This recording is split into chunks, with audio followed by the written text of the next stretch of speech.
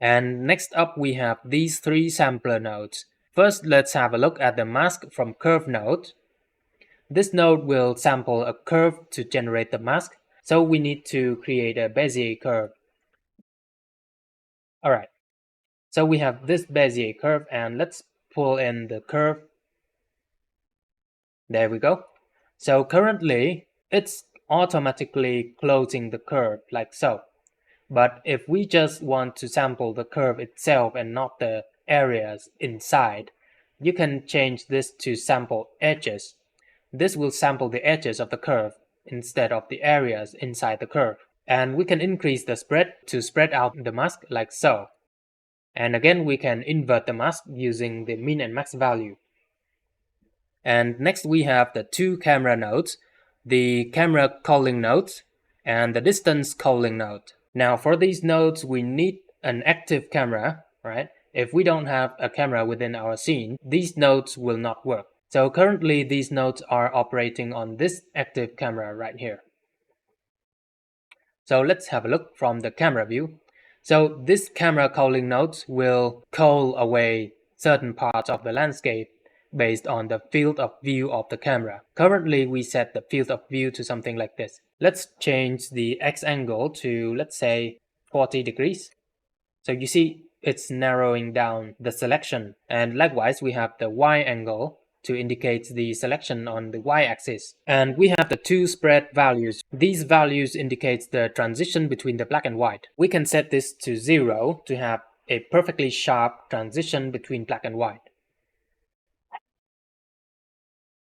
And once again, we can reverse the mask using these values. And if you have multiple cameras in your scene, you can select the camera from this menu. So let's have a look at the effects of the mask. So you see now we have a displacement that happens inside the camera view and nothing outside. And this mask is particularly useful when you need to scatter trees or stuff onto your landscape. This will significantly reduce the amount of trees without affecting the render. And next we have the distance culling mask. For this mask, let's have a look at the effect on the displaced landscape. So you see this node is selecting the landscape based on the distance from the camera. And we can specify the threshold of selection using this parameter. Anything inside this diameter will be selected, and anything outside will not be selected.